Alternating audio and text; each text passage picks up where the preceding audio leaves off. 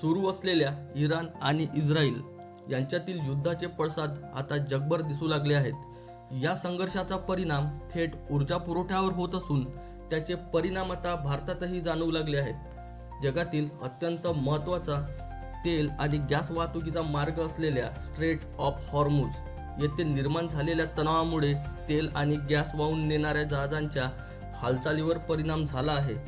या मार्गातून जगातील मोठ्या प्रमाणात तेल आणि गॅस पुरवठा केला जातो। त्यामुळे या मार्गात अडथळे निर्माण झाल्यानंतर अनेक देशांमध्ये इंधन पुरवठ्यावर दबाव निर्माण झाला।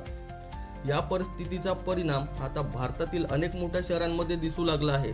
मुंबई, पुणे, नागपूर, चेन्नई आणि हैदराबाद या शहरांमध्ये गॅस मिळवण्यासाठी नागरिकांच्या लांबच लांब रांगा लागल्या आहेत। अनेक ठिकाणी नागरिक सकाळपासून गॅस मिळवण्यासाठी रांगेत उभे राहत आहेत। काही ठिकाणी गॅस वितरकांकडे बुकिंग केलेल्या ग्राहकांना स्टॉक उपलब्ध नाही।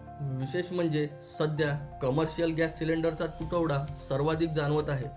त्यामुळे हॉटेल, खानावळ, कॅन्टीन आणि टिफिन सेवा देणाऱ्या व्यवसायांना मोठ्या अडचणीचा सामना करावा लागत आहे। मिळालेल्या माहितीनुसार मुंबई आणि पुण्यात जवळपास 50% हॉटेल्स बंद ठेवण्याची ही वेळ व्यावसायिकांवर आली आहे। दरम्यान गॅस उपलब्ध नसल्यामुळे अनेकांनी पर्याय म्हणून इलेक्ट्रिक इंडक्शन शेगडी खरेदी करण्याचा प्रयत्न केला। मात्र ॲमेझॉन आणि फ्लिपकार्ट सारख्या मोठ्या ऑनलाईन शॉपिंग प्लॅटफॉर्मवरही इंडक्शन शेगड्यांचा स्टॉक उपलब्ध नसल्याची माहिती समोर येत आहे। याच परिस्थितीचा परिणाम IT क्षेत्रावरही दिसू लागला आहे। काही IT कंपन्यांनी त्यांच्या कॅन्टीनमधील मेनू कमी करण्याचा निर्णय घेतला आहे। गॅसचा वापर कमी करण्यासाठी काही पदार्थ तात्पुरते बंद करण्यात आले असल्याचेही सांगितले जात आहे। इतकेच नव्हे तर काही कंपन्यांनी कर्मचाऱ्यांना वर्क फ्रॉम होमचाही पर्याय देखील दिला आहे, जेणेकरून कार्यालयांमधील कॅन्टीनवर येणारा ताण कमी होऊ शकेल। दरम्यान छोट्या व्यावसायिकांकडून सरकार आणि गॅस कंपन्यांनी पुरवठा लवकरात लवकर सुरळीत करण्यासाठी तातडीने उपाययोजना कराव्यात अशी मागणी होत आहे।